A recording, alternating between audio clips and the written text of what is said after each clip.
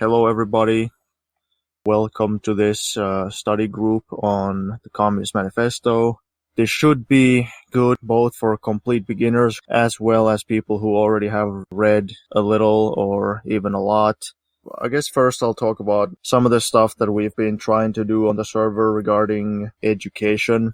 These days we have lectures every month, and we wanted to have study groups every 2 weeks. This is the first one. The idea is that people who are new to Marxism can learn, and people who aren't so new to Marxism can also deepen their knowledge, and they might have gaps in their knowledge. But if we go through a lot of the basics together, then we'll all have a firmer foundation. My plan is that we would go through the first chapter of the Communist Manifesto, but we'll see how long it takes. If we are extremely fast, then we might do a little bit more, but plan is to do chapter 1 this time. So going through the entire manifesto will probably take us 2 or 3 meetings. It's better if you read the manifesto or you read the text beforehand, but it's not absolutely necessary. I didn't want to turn this into exactly like the reading club where we literally read the entire thing, because if you just want to listen to somebody read the text, then you can go on YouTube and listen to an audiobook of it, because those exist. If you haven't read at least chapter 1 of the Communist Manifesto, then you can still participate, but it's going to be easier if you read. So I recommend that you read it, at least for next time. So the first question I was going to ask is, what are proletarians and bourgeois?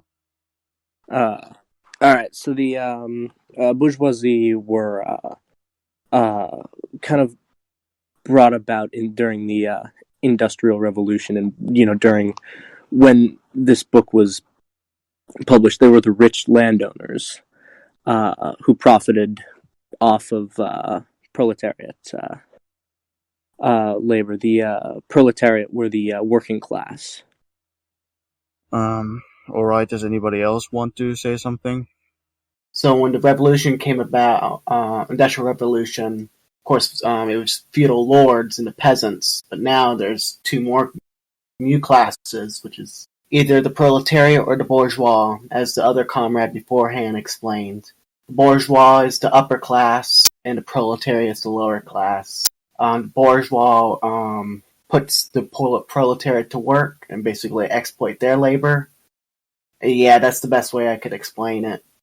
So the bourgeois are the capitalists. So what do they do? What do the workers do, and what do the capitalists do? If you had to give a really simple explanation of proletarians and capitalists. The proletariat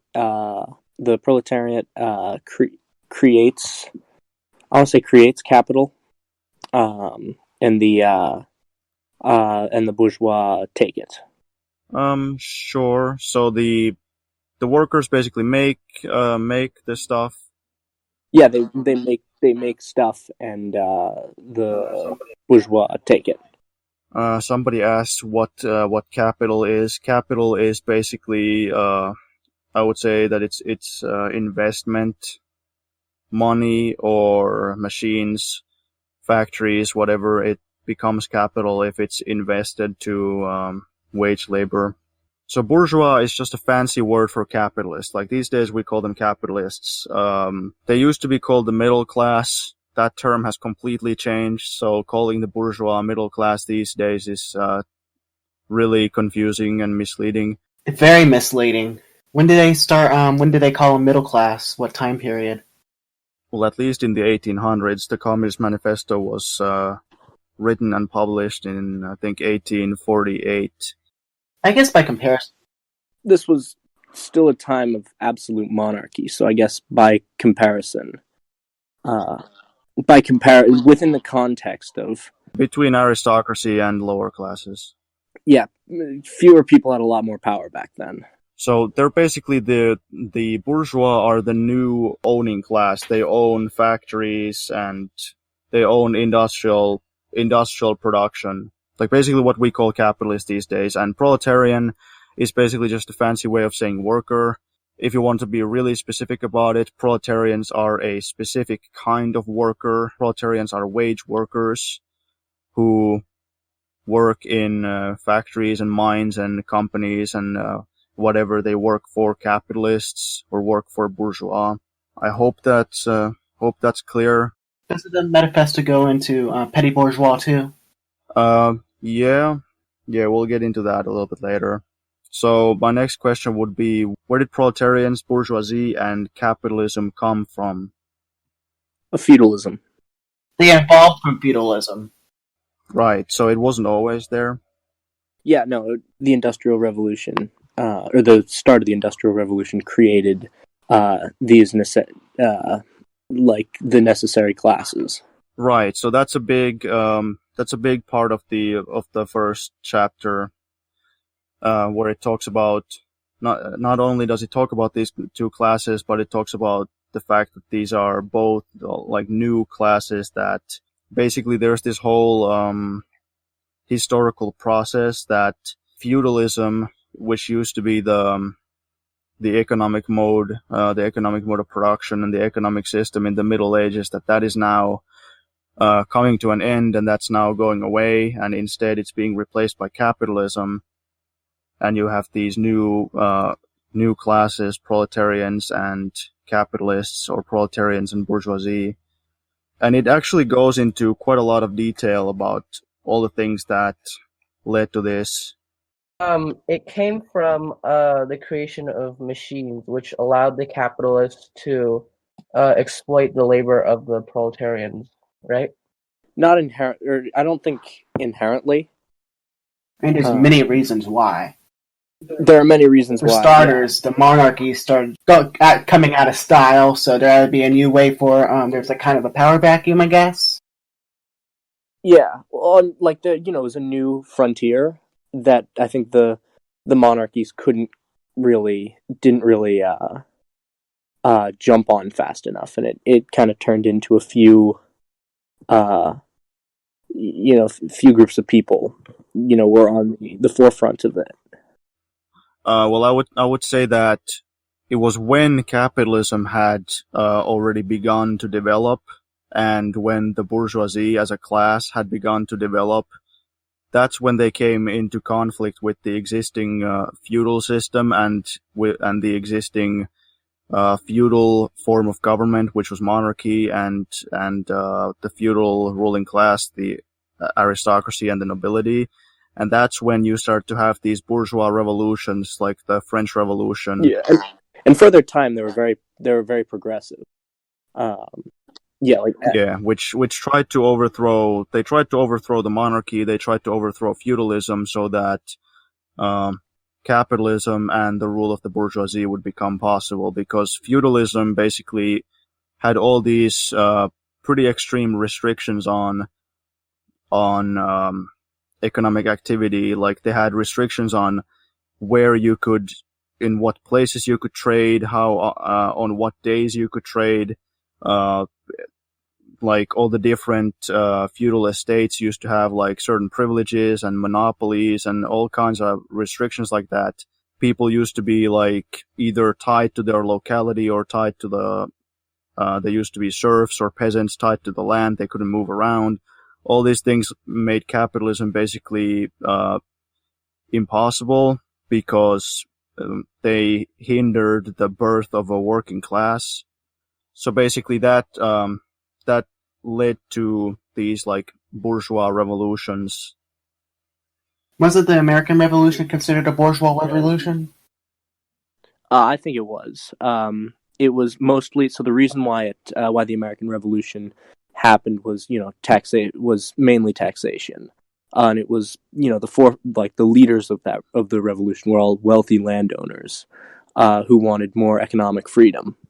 I'm gonna say one more thing about feudalism. Basically, I think the reason that feudalism had all these restrictions on economic activity, I think the reason was that they basically, feudalism didn't work the same way as capitalism. It didn't function based on like capitalists making profit or something. It functioned based on the state and the local lords and whatever basically taxing people and getting like tribute from people, and I think really intense like regulations and intense controls on trading and all this was basically that was a way to control it so that they could tax it. So that was like the rationale behind it.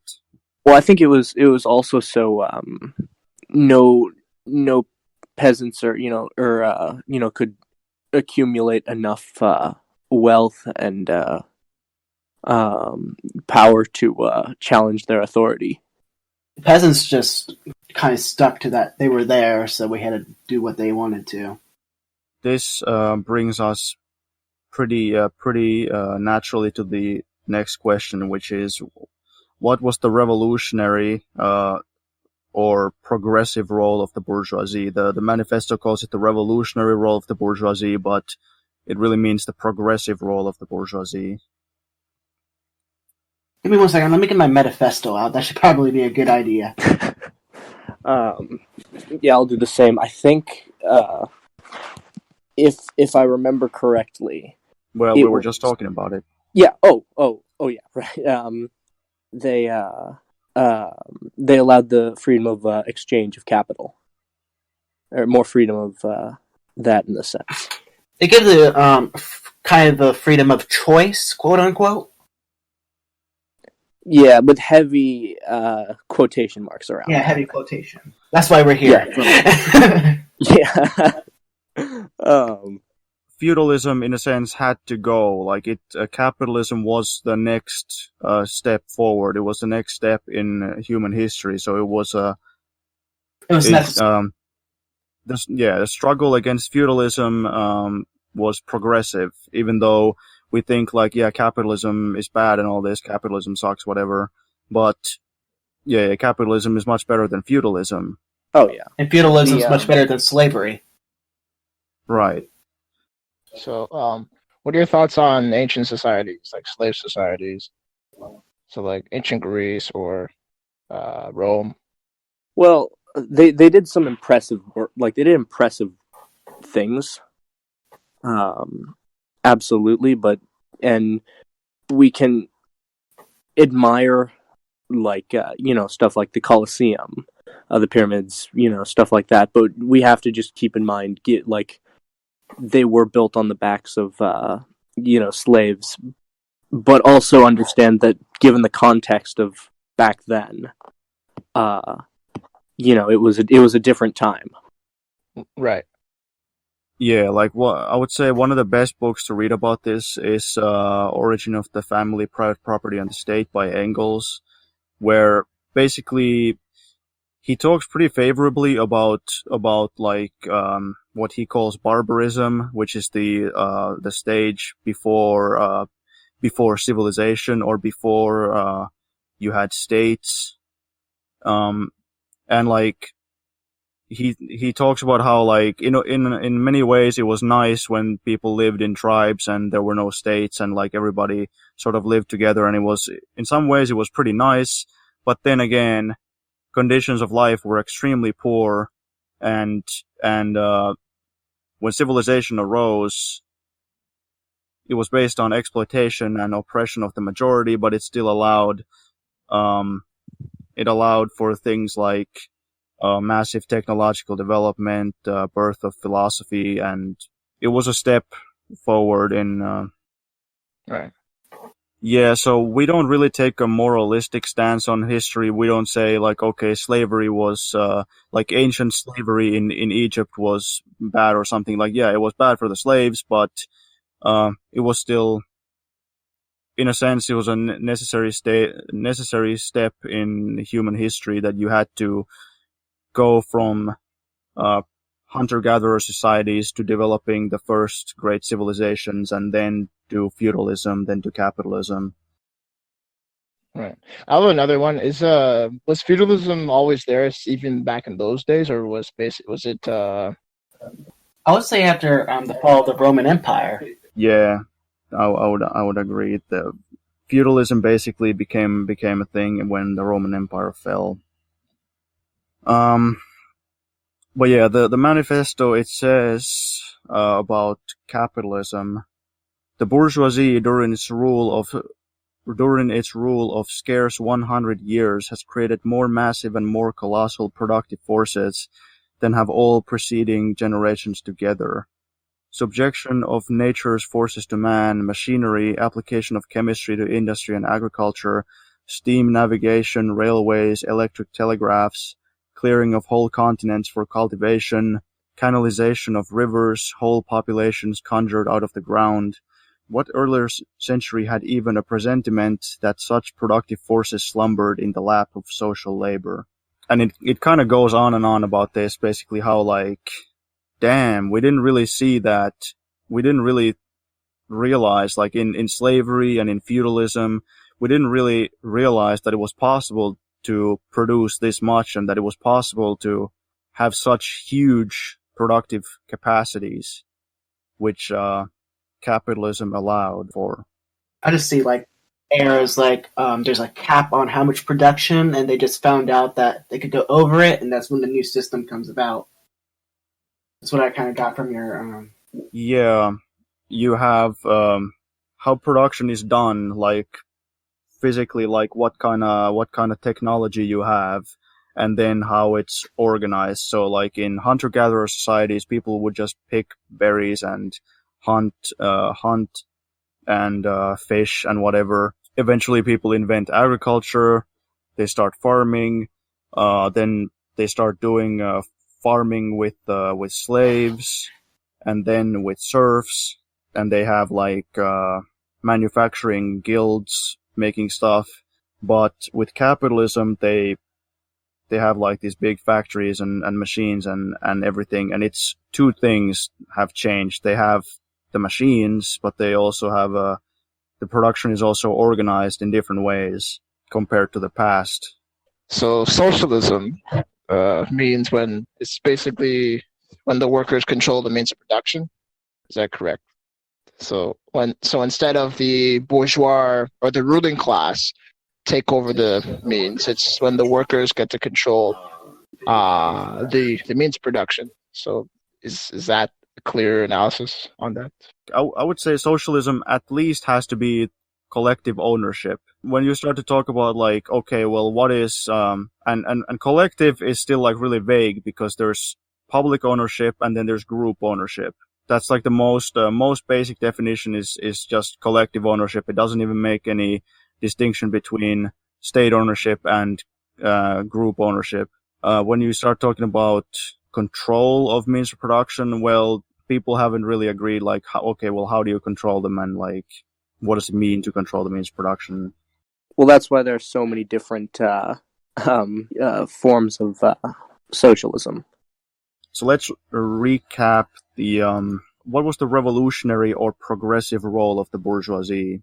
They overthrew feudalism, or they were trying to overthrow feudalism. They wanted to overthrow the monarchy and create basically a parliamentary system or liberal democracy. Yeah, more freedom. However, more does not necessarily mean enough. Step in the right direction. Yeah, you had things like the French Revolution, American Revolution, German Revolution of 1848, and all this. In terms of philosophical development, I guess you had the Enlightenment and all this. Political economy, or what we would these days call economics. Just economics as a science, like economics becomes a real science. In the past, it was really kind of on a more hazy footing. What else? I guess capitalism, massive increase in productive capacity, because capitalism is a lot better at producing than feudalism or anything in the past. Yeah, quality control, like with higher quality too.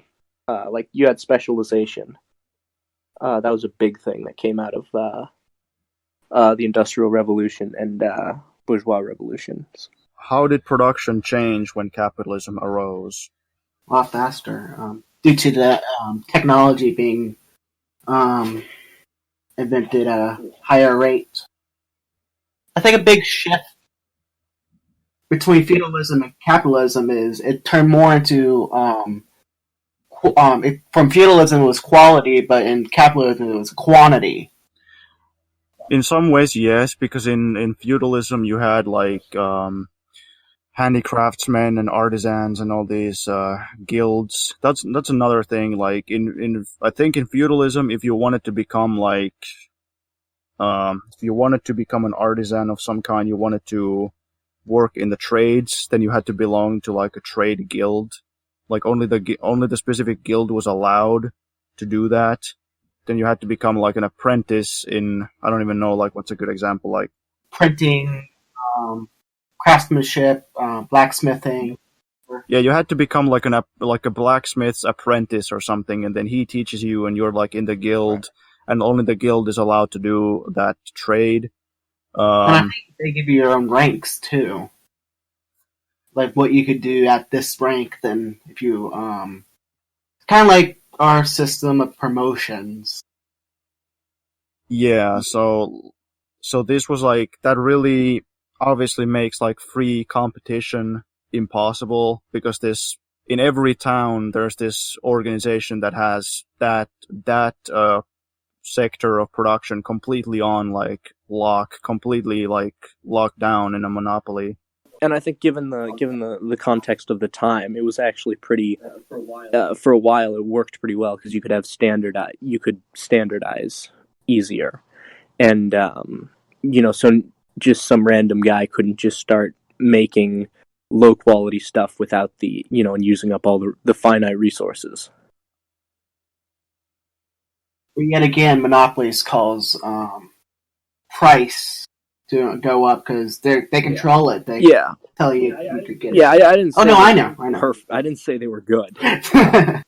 Yeah, so in a certain sense they allowed for good quality stuff, because in the guilds you had like pretty good like division of labor and specialization, but then among the peasants and whatnot, like the peasants they were so poor that they would like make their own crappy furniture, and they would make their own crappy clothes, and they would farm their crops, and they would largely eat the crops, and then they would pay their taxes in crops, and like, so they kind of had to be a jack of all trades. They had to like do all of their things, or most of their things themselves. Like if they ever wanted to buy something, they might buy like some kind of farming implement or something. So in capitalism, obviously, everybody has, or not everybody, but at least like most people are just a worker. Let's say you make phones or something. You're just there in the factory making phones or putting phones together. You're not doing that and like 10 other things. You're only doing that one thing, and then they give you money, and then with that money you can buy all the products that you need. So in capitalism there is a much higher division of labor, and people work in big workplaces, typically big factories.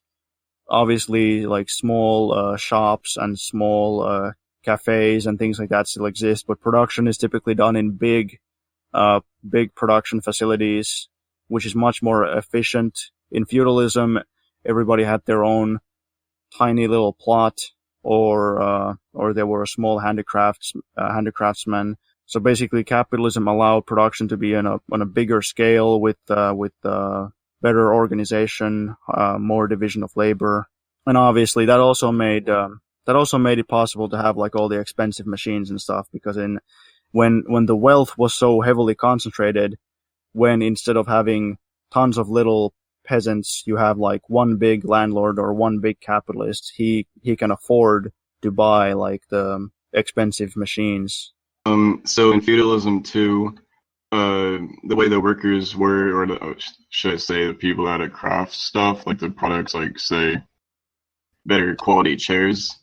In capitalism, the way that it was set up, it made the worker a lot more replaceable, because in like capitalism, if you wanted to make like a chair, then like you had a worker for every individual leg and separate part, and so if you couldn't do your job there, then they would just like fire you. But in feudalism, if you were just they have like maybe one or two guys working on beautiful chairs, and So, like, you were a lot more valuable in feudalism. The guilds were often, like, because you would really devote your entire life to the guild. Yeah, actually, I heard an interesting example of this. I'm assuming that it's true. I didn't check for myself, but I heard from this guy who's studying religion that later period of the Roman Empire. I don't remember which Roman emperor it was, but they basically each emperor would build like this monument for themselves, and basically researchers were wondering like why does this Roman emperor have like all this pagan stuff on his monument, even though he's supposed to be a Christian? Like the Roman Empire is Christian by now, and they were trying to figure it out, and it turns out that it's because he just wanted to have a cool monument, but the empire had degenerated so far up to that point that they didn't know how to make such nice like sculptures anymore, that he just like took a bunch of old stuff and like slapped it on there. Because like making such, and you can see like in the Middle Ages, like they're not making the same kinds of like statues as in like ancient Greece or ancient Rome or something, because it was so difficult to like make those. It takes generations to like train people to make those. What did the bourgeois or capitalist system do to relationships between countries? I want to say make them more tied together and more peaceful to each other, because there's more capital moving between them. I think it would be more dependent on each other. That too. I wanted to say allowed for imperialism in a way. Colonialism. Yeah. Yep. More tied together, that's for sure. And imperialism develops later, but what's like a precursor to imperialism? What's a new thing that had to develop first? International markets.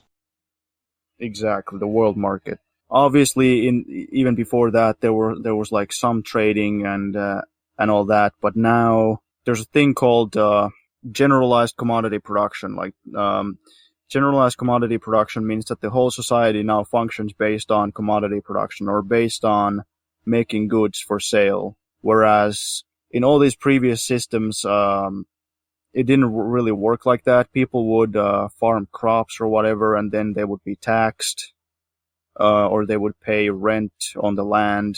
So they're still being exploited. They're being heavily taxed or heavily exploited for the rent or something, but they don't, it's not really generalized commodity production. First, obviously, capitalism develops like a home market, and then it starts to sell the products abroad, and you get this international market or world market.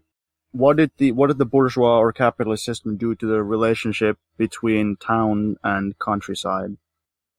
You had enclosure laws, basically forcing peasants, small proprietors, and so on, to become proletarized through both legal means and economic pressure towards the cities. Yeah, so basically, this is also another thing that Engels talks about in Origin of the Family, Private Property and the State, is basically that in ancient times, people used to live in tribes, which did everything together. Later on, they had village communities where the land was owned together, and the forests were owned together, and all this. The more capitalism developed, like, the more the state wanted to basically privatize the land, so that the village wouldn't own the land together anymore. Instead, it was given to individual families in the village. For example, like in Finland, this was done in like the mid 1700s.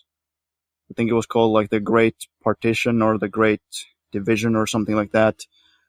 And I think it was done basically to make taxation more effective. So once again, like feudalism, like is all about taxation apparently, and it's really digging its own grave when it's doing that, because it leads more and more towards capitalism. Interestingly enough, China did the same thing in 1978. They divided the communal lands and the collective farms into small parcels of land and gave them to peasant families.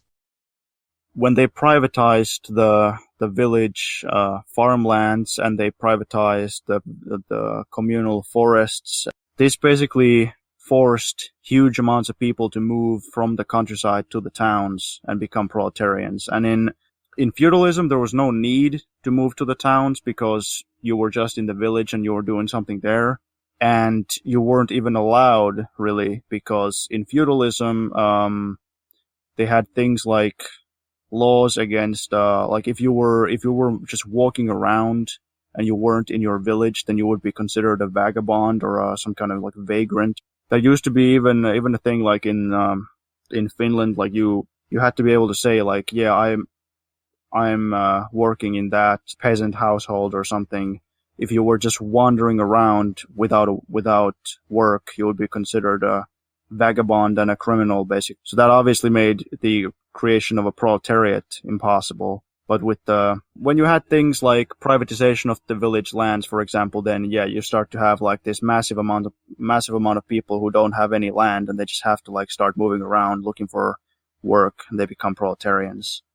Anything else regarding the relationship between town and countryside?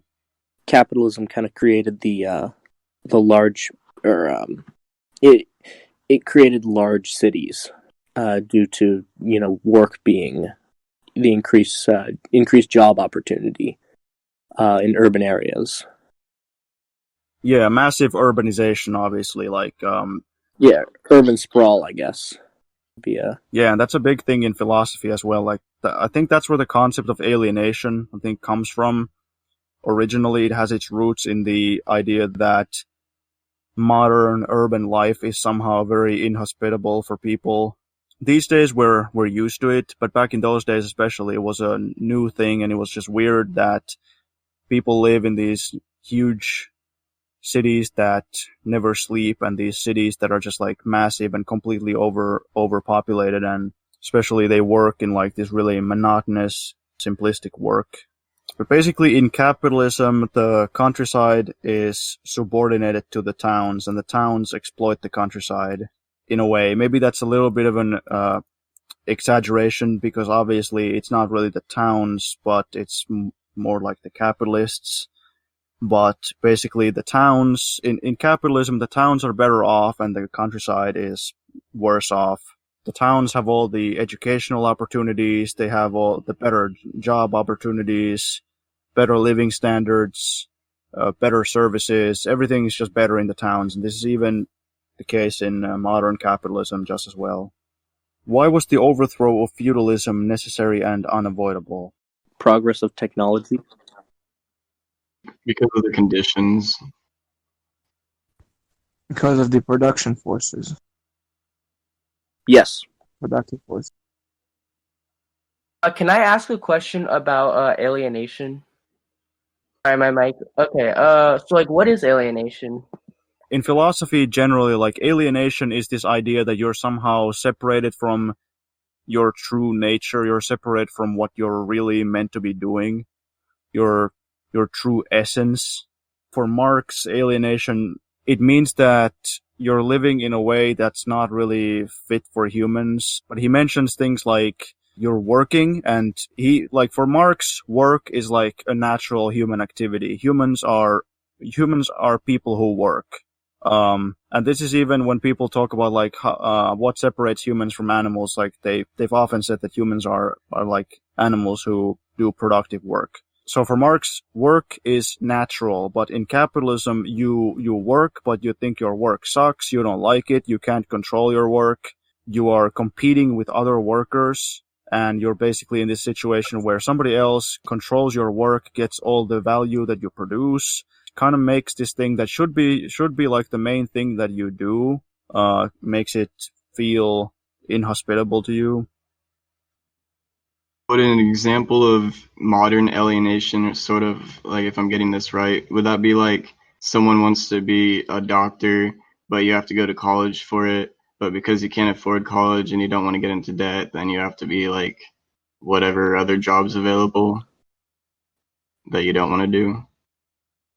Not only that, it's also about not being able to influence what goes on in your workplace. Feeling as if your work does not matter to you. It's a lot about what the feedback man receives from labor, which is his most basic activity. And when he feels this activity does not at all fulfill himself, that's when he's alienated from it. Yeah, in tribal societies, like work was somehow like really immediate. You were like, okay, I'm hungry. I'm gonna pick some berries and then I'm gonna eat them. Like that's very direct and it makes sense. You directly control your work, you directly control your product, but in capitalism, it's like you just go to some weird building and then you do some stuff. Some guy just tells you like, okay, well, you do this now. If you guys want to see a great movie that has alienation as a really core theme, Office Space. There's a narrative told in a song from the 1950s from a South American country.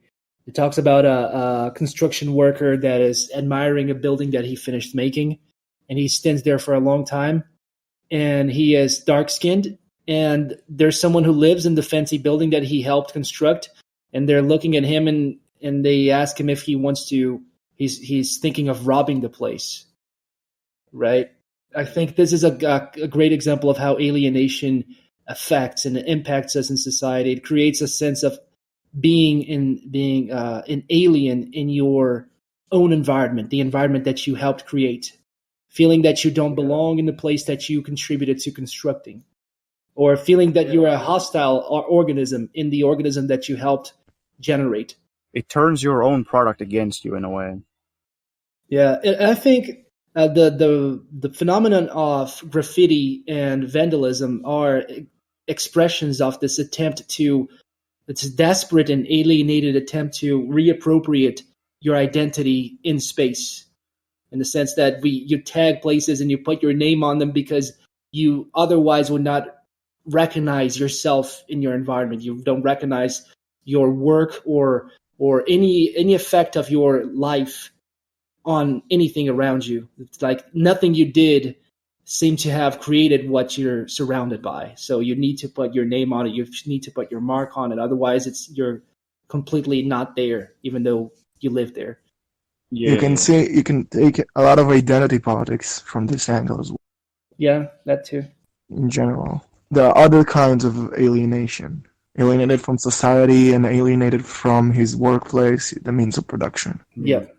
Also alienated from other people. People who aren't Marxist, when they talk about alienation, they usually mean just like alienated from society more generally. But we would say that it's the capitalist system that eventually leads to that. Like the most immediate, like the first thing is that you're alienated from your work, you don't control it anymore, you're alienated from other workers. But then eventually, like down the line, it gets to this these other things like alcoholism and drug abuse and like all kinds of like mental illness, depression, completely antisocial behavior like mass shootings and whatever. Like it eventually starts to lead to these kinds of things. Has anyone read Metamorphosis, I think it's called? By Kafka? Yeah. No, I haven't read it, but I know basically the gist of it. One of its big themes are alienation. How someone wakes up, all of a sudden he's a cockroach, completely unable to fit in with the world that he finds himself in. And that's because he lost his job, by the way. Gregor Samsa, the character, he was a traveling salesman, and he was sick, he couldn't work, and he lost his job, and then he turned into that. So that's a necessary component to really illustrate what it's trying to be, what the message is. It's because he lost his job, and he was, in the book it says that he was the source of income for the family. He was the breadwinner of the family. Yeah. Marx is getting his idea of alienation from Hegel, but Hegel obviously had a completely different, I'm not an expert on Hegel, but I think that he just thought that people are alienated from their real essence, their real nature. And that's where Marx gets this, and that's basically arose from this general idea that modern life is somehow wrong. Some philosophers like Rousseau, who sometimes people look at Rousseau and they think like, okay, wow, Rousseau was really utopian because he thought that people who lived in the primitive societies were so fantastic or something. But I think it's more like, even though Rousseau was probably, like, I'm not an expert on Rousseau either, but even though he was probably wrong on all kinds of things and in all kinds of ways, but he realized that society is not wrong just because people are inherently like that. He realized that society is wrong because society is organized wrong. That it doesn't come from just human nature, that humans could be different, but society is organized in such a way that people are alienated. Well, whenever I think about it, kind of whenever, someone does something good or bad, it's, is a certain way, it's a microcosm for society's strengths and weaknesses. We kind of drifted away from the topic, so why was the overthrow of feudalism necessary and unavoidable? Progress of technology, just unable to, the system of feudalism was just unable to keep up. Apparently, Poe Cockshott has actually argued that some feudal farms were more productive than farms in the USA all the way up to the 1980s. And I mean, he seems to mean large farms, not just, family farms. It seems to be a change in the organization of wealth, more like because of the formation of the bourgs, where the bourgeoisie was created, and the way that trade guilds formed concentration of wealth that allowed for the purchase of wealth and all these things. According to Cockshott, it's not just because feudalism got outdated in terms of technology.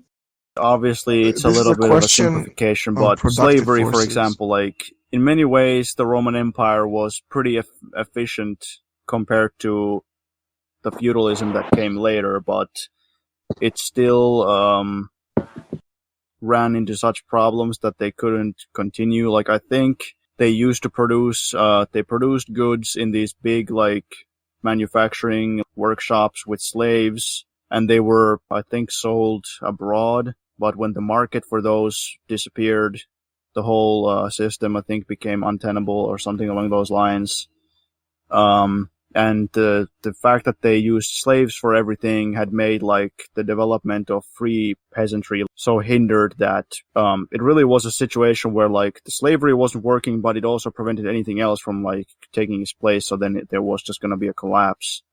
And I think the same goes for feudalism. Like, yeah, you probably had some feudal farms that were really efficient, but that was probably not the norm.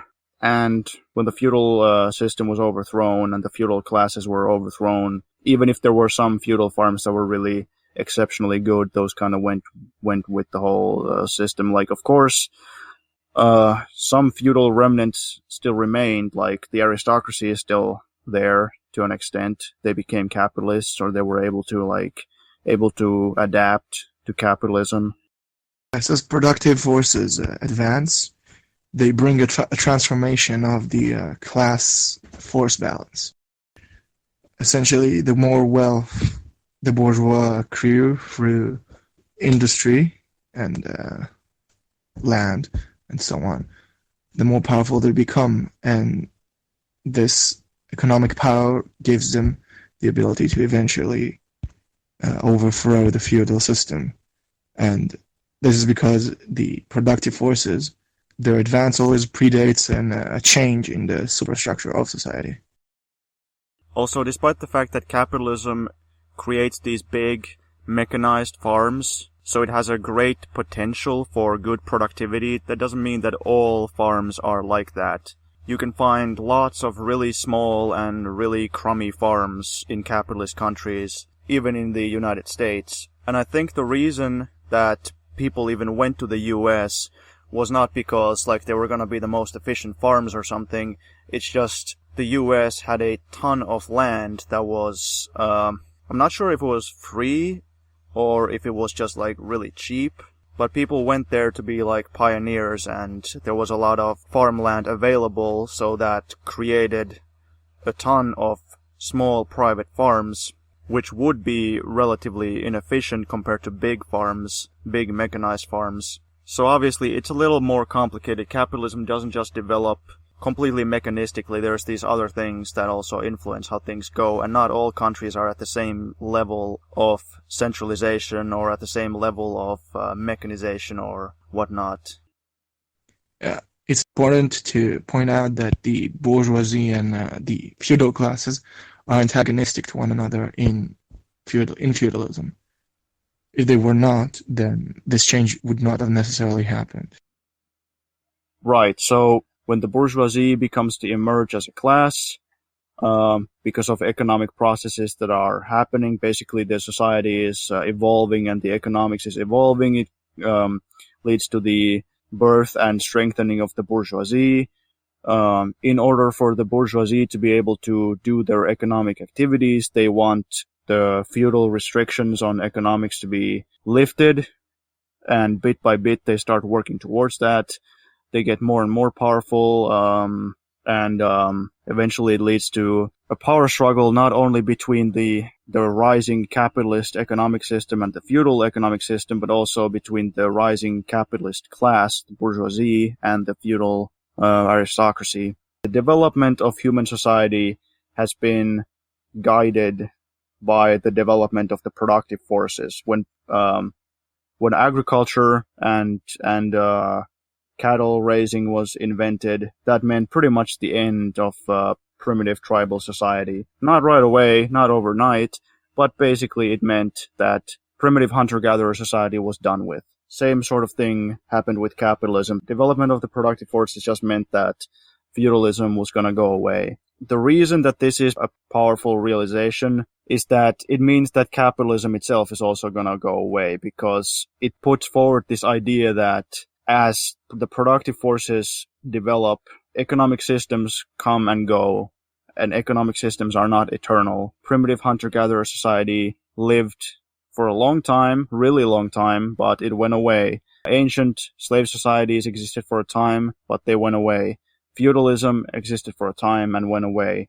Same is going to happen with capitalism as well. That's the reason the manifesto really talks about this, is that, look, we had feudalism, that turned into capitalism.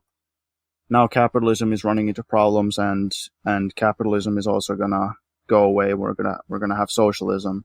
Feels weird to say that it's the last economic system, but history is not gonna stop developing after we get to communism. It's just gonna start developing based on something else, I would say. It's hard to tell, because as everything develops, it creates an entirely new set of contradictions that exist.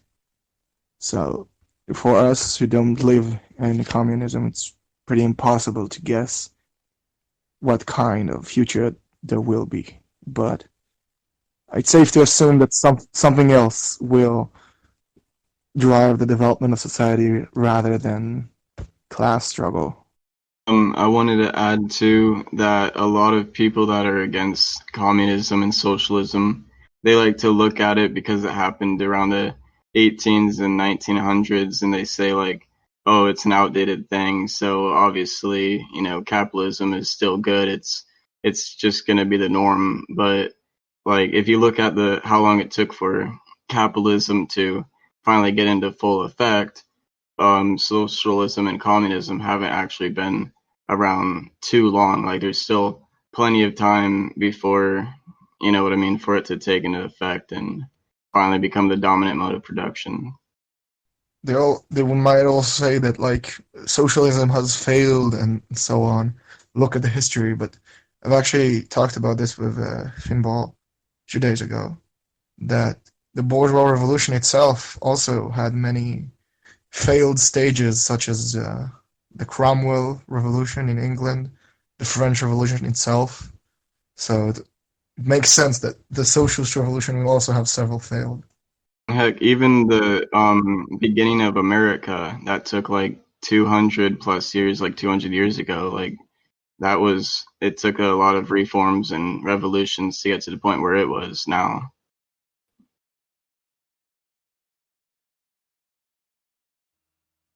Capitalism has been around for a couple centuries. Feudalism for 1,000 years. slave society for 5,000 years, and the previous system from that, primitive communism or hunter-gatherer society that's been around for like between 250,000 years to 100,000 years. So a couple centuries is not really a lot.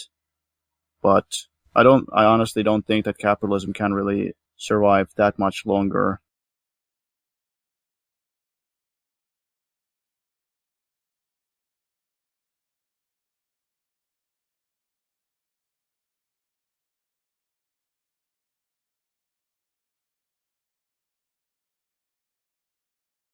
So what happens in capitalist crisis? What does it look like, and what causes it?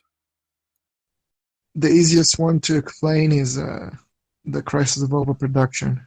The crisis of overproduction caused by the falling rate of profit, which is derived from the necessity to an ever increasing labor stock in an ever increasing market. The attempt to maintain supply and demand asymmetrical generates the falling rate of profit by maintaining the continuous growth in labor stock to keep pumping out products for a larger market.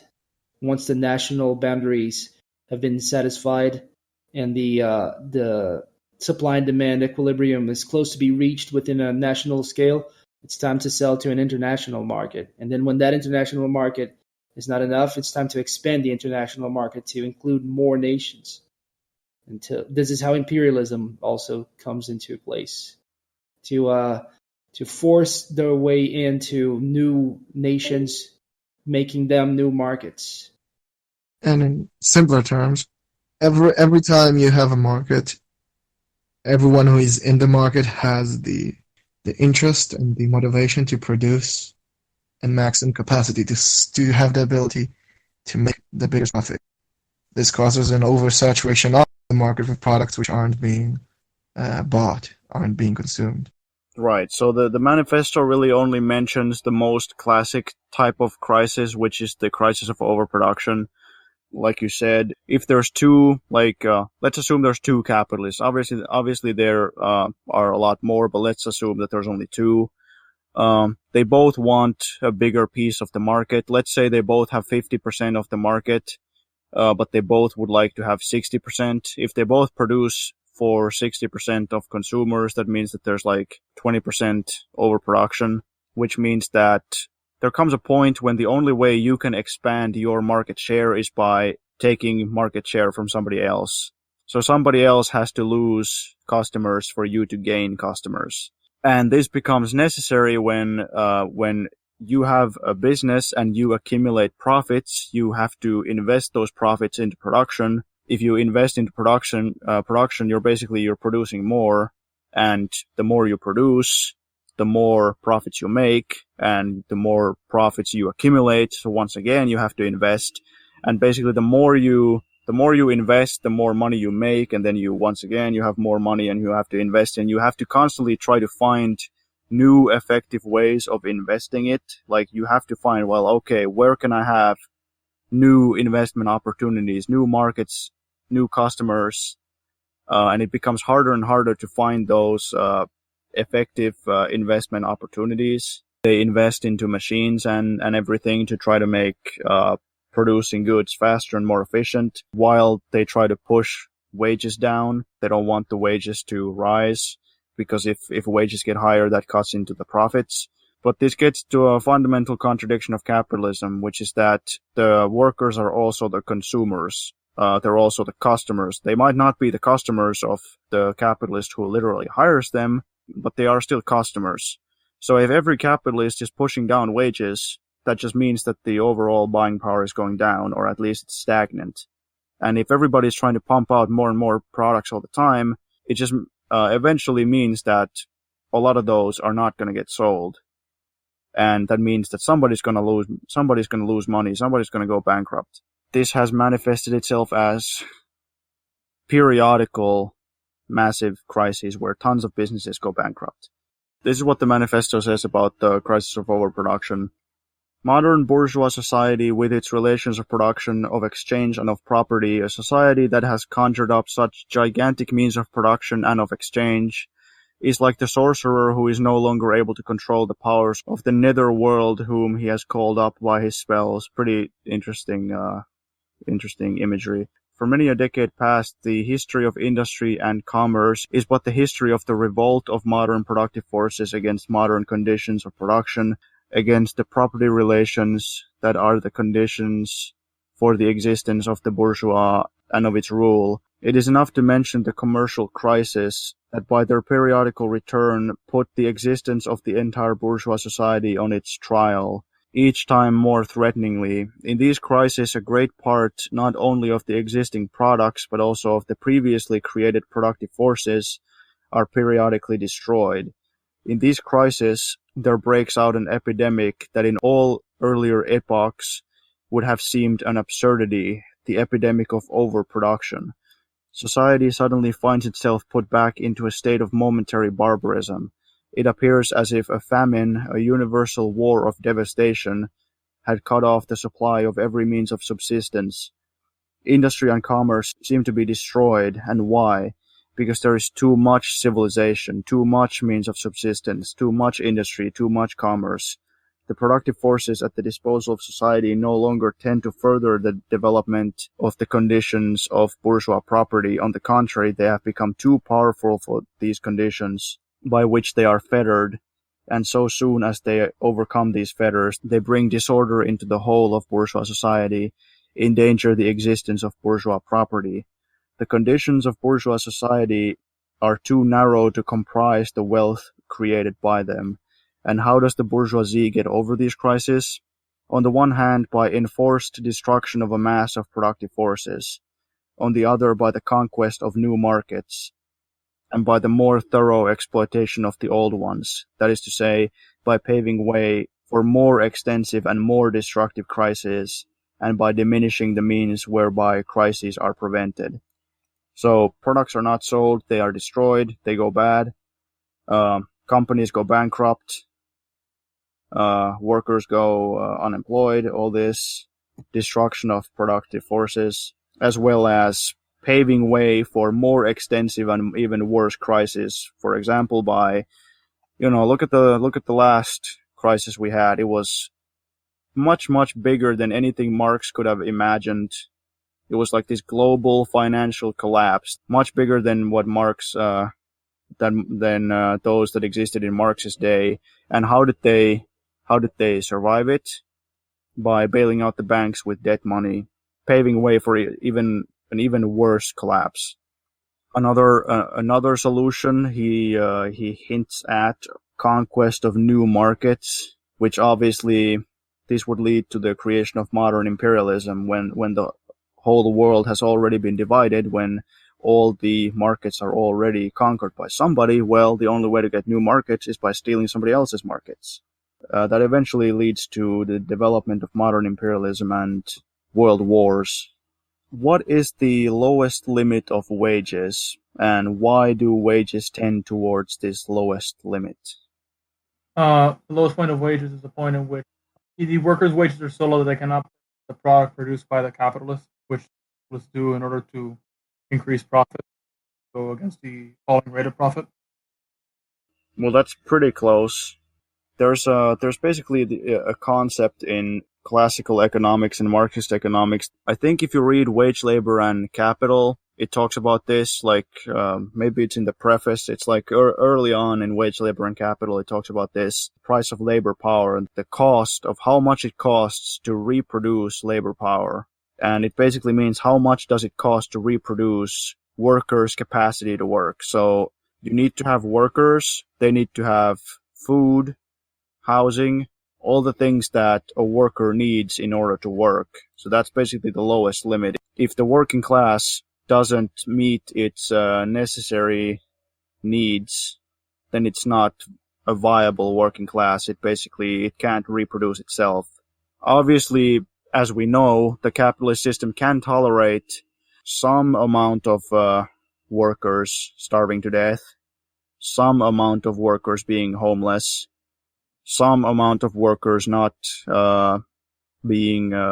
not getting education, not having whatever else that they need.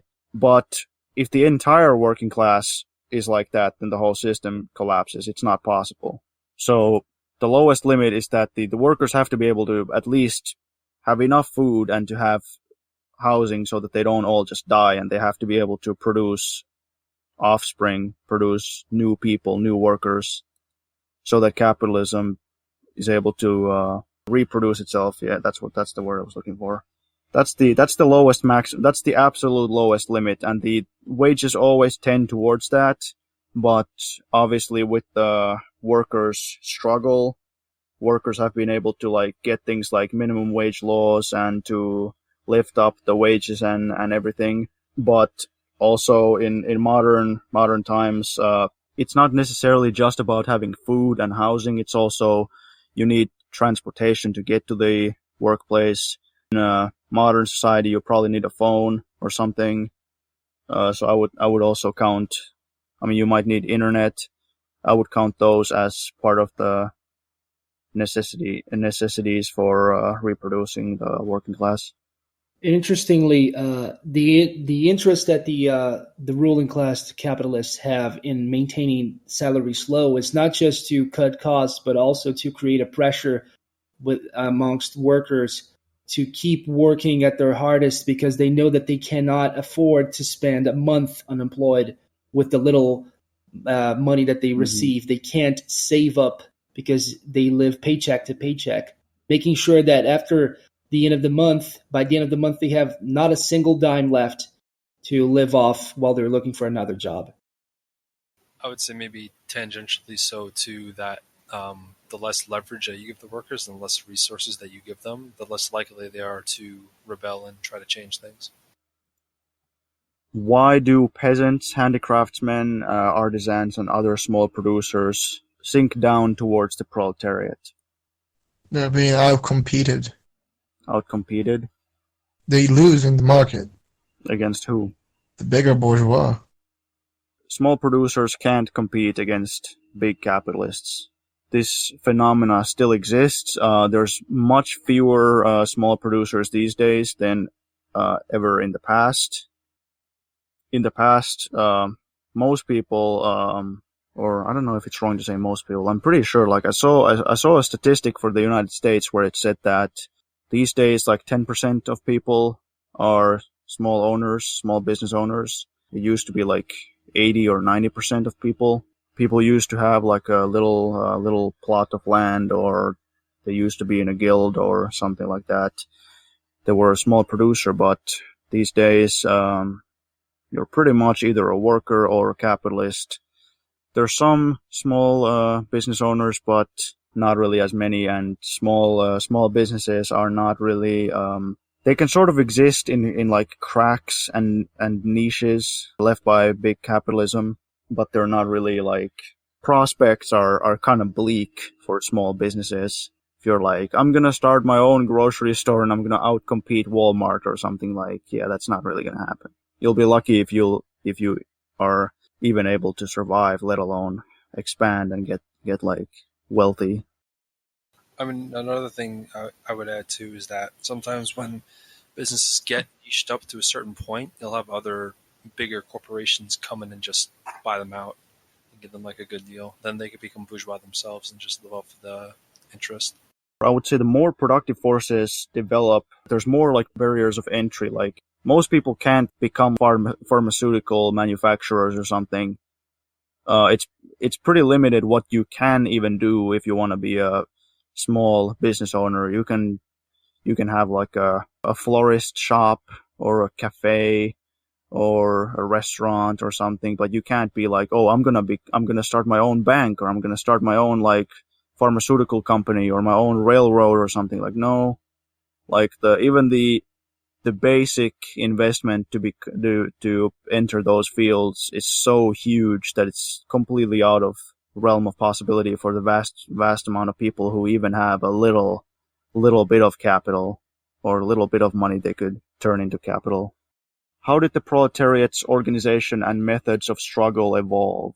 If you haven't read the text, then this might be a little bit harder to answer, but you can probably still say something.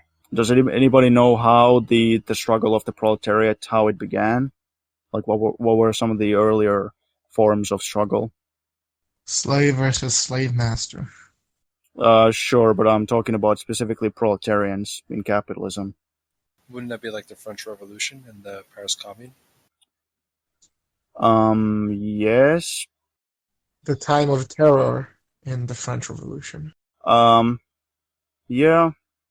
But I mean more like not specifically revolution, but if you're a worker in a factory, what are you gonna do? Organized labor, strikes. Strikes. Sabotage. Yep. Propaganda of the deed. Yeah. What were the guys called who used to break the machines? Luddites. Luddites. Yeah. So some of the earliest workers struggles were the Luddites who just they were being fired or their wages were being cut or something else. They were exploited harder, so they rioted and smashed machines and burned factories and stuff. Why did they do that besides just being angry? They essentially couldn't exist, like in society. The productive forces were destroying them. Yeah, they saw that the machines were causing them to lose their jobs, or they were being exploited more because of the machines. So they thought capitalism is bad. Let's go back to the way things used to be. Because in the past, a worker was harder to replace because a worker was like, it required a certain amount of skill to be some kind of worker. But now all you do is you just like stand next to this machine, just watching the machine, making sure the machine does everything correctly. You're completely replaceable, disposable. Would you rather we not have the machines? Well, that's what they thought, at least. That's the thing, like in capitalism, the development of the productive forces turns against people in a way, because in socialism, if we have more machines, well, we can just make the work days shorter or something, work becomes easier, but in capitalism, it means people are going to lose their jobs. The Luddites, they thought that they should destroy the machines. They eventually realized that was not the way to go. What happens after they realize that just breaking the machines is not the way to go? You mentioned strikes. They start to form trade unions and they start to strike first locally, then nationally, first only in their own branch of production, but eventually in other branches of production or many branches of production together.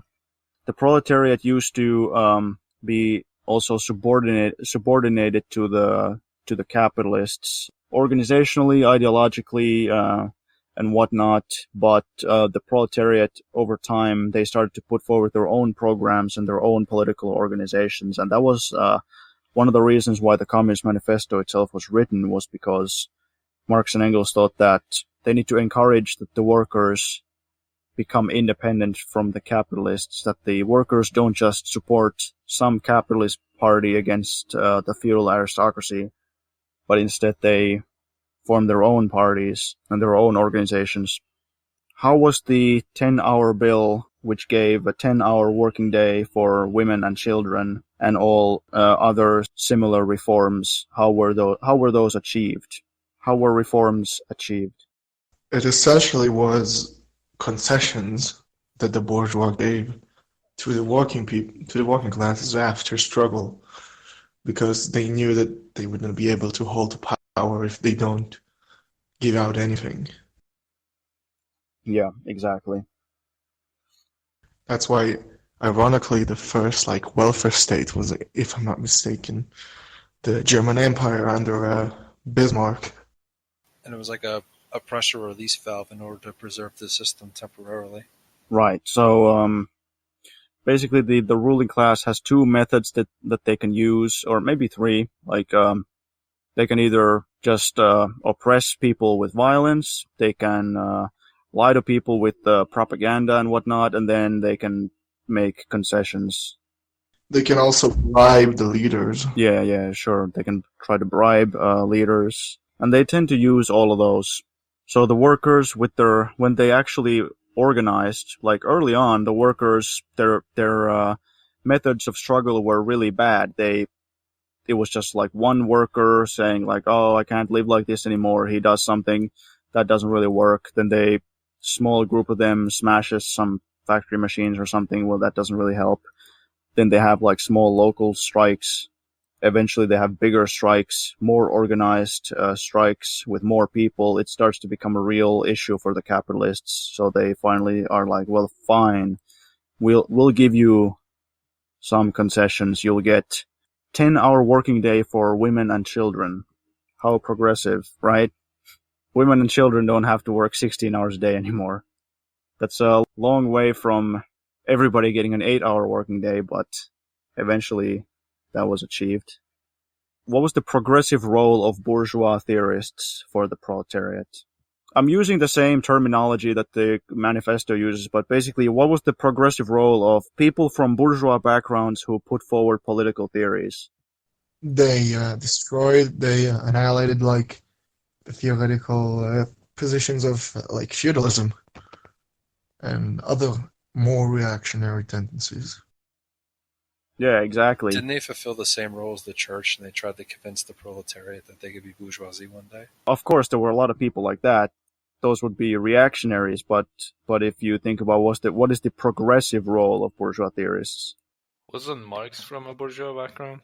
Right, so of course there's going to be a ton of bourgeois theorists who are trying to defend capitalism and putting forward all kinds of reactionary ideas. Or, I mean, they might be progressive in the sense that they criticize feudalism, like Marx, especially in the I think chapter 3 of the Manifesto, especially he talks about this. Basically, the workers, they're working 16 hours a day or something. They don't have any education. They don't know anything about economics. They don't know about philosophy. They don't really know about those things. They don't have the education to really come up with theory. Instead, these early socialist theory was mainly created by intellectuals, like French utopian socialists. You had like Fourier and Owens and Saint-Simon. Yeah. These utopian socialists. You had economists like Adam Smith and David Ricardo and various philosophers. Hegel, obviously a big one. And eventually it leads to Marx and Engels. Engels was the son of a factory owner, and Marx, wasn't he a lawyer? He was from a family of clerks, from legal practitioners. His father used to be Jewish, and he had to renounce his Jewishhood to be able to work. And Marx, he worked as a journalist. Yeah, Marx became a journalist. He had the chance to also become a jurist, someone who worked with the law, but he put it aside. He could have been a very wealthy man, but he got estranged by his family as a result of that, or shortly after. Yeah. So Marx, I think he wrote his doctoral thesis or doctoral dissertation. He wrote that on ancient Greek materialism. So Marx wasn't working 16 hours a day in a factory or in a coal mine. He didn't necessarily live in like crazy luxury, like especially later on in his life, he lived in pretty severe poverty, but he was able to get an education and read Adam Smith and like read Hegel and all this and read the utopian socialist literature. So that's why they, this question, like this thing that, Marx talks about and Marx and Engels talk about, they're basically kind of talking about themselves in a way when they say that certain people from bourgeois intellectual backgrounds realize what's going on and they kind of side with the workers, because Marxism, it puts forward a new way of society should be organized, socialism, but it basically began as a critique of capitalism, because first you have to realize that capitalism is wrong, and then you start thinking about alternatives. So it would be understandable that among the intellectuals you would have people analyzing the existing society and seeing all the problems in it, and basically discovering, like Marx basically discovered the contradictions of capitalism, and how capitalism was not going to be an eternal system, but only a temporary system that's eventually going to collapse and give way to a new system, socialism. In what way are petty bourgeois reactionary and revolutionary? That's because they have many interests that align with the working class in the struggle for socialism, but they also have the inherent tendency, maybe not inherent, but the desire and tendency to become bigger bourgeois. So historically, there's an interesting phenomenon in which when a society lives for generations in poverty, and then it experiences one tiny and brief moment of respite where their conditions get a little better, this is exactly when the revolution tends to happen, right? So the petty bourgeois tends to be someone who was like generationally one generation ago was poor, was like proletarian, and then once they're given that opportunity to have a taste of what it's like to rise socially, they realize that they were in a very bad position, and they still are in a not very good position. So this is the perfect place to rebel. There's enough empowerment and enough awareness of disempowerment to attempt a revolution. What is the petty bourgeois? What is their problem with the capitalists? As we said before, the big bourgeois outcompete and prevent the petty bourgeois from succeeding in capitalism. Right. So Marx and Engels say that the petty bourgeois, they have a reactionary tendency, and reactionary basically means like the same as regressive as opposed to progressive. Like they always say like revolutionary or reactionary, but it might as well be translated progressive and regressive. So they have a reactionary tendency. They look back to feudalism fondly. They think like, well, yeah, like in feudalism, we weren't going bankrupt like we're going bankrupt now. Feudalism, in many ways, was a more stable time for the small proprietor, but now they're getting completely ruined by capitalism. So they have a reactionary tendency of wanting to go back, but they also have a progressive tendency of wanting to go forward because they join in struggle against the capitalists with the proletarians, and especially because many of them are ruined and go bankrupt and they become proletarians. There's this constant movement of people from the petty bourgeois class to down to the proletarian class. But by your logic, isn't it the case that every capitalist is progressive because they all don't want competition to beat them? Same with the petty bourgeois. Would they join with workers against capitalists, though? Probably not, but I don't see why the petty bourgeois would also as well. They'd rather become the big capitalists. Exactly. I mean, that's why they have a dual tendency. It really depends on how they're doing that month, to be honest. In Mao's class analysis of Chinese society, he goes into detail how each section of the petit bourgeois has a different attitude towards the revolution. He divides them into successful, like those who make a profit. Yeah, the poorer they are, the more proletarian they tend to be, and but the poor, it's the same for peasants and middle and petit bourgeois. The poorer they are, the more likely they are to join with the proletariat. It's a different question under socialism, though, where the petit bourgeois have a completely different set of interests. When it comes to capitalists, they might unite with like the little guys against the huge corporations and against the multinationals and whatnot. So that could happen, and especially like in a situation of anti-imperialism or something, the small capitalists or even like larger scale national capitalists might side with the workers to oppose like free trade agreements or something, because free trade benefits the imperialist multinationals, but it hurts the local businesses and local like national capital. And even like big national monopolies might think, well, we don't want free trade because that's competition. We don't like that. In those instances, they might side with the little guys against the huge corporations, but that's about it.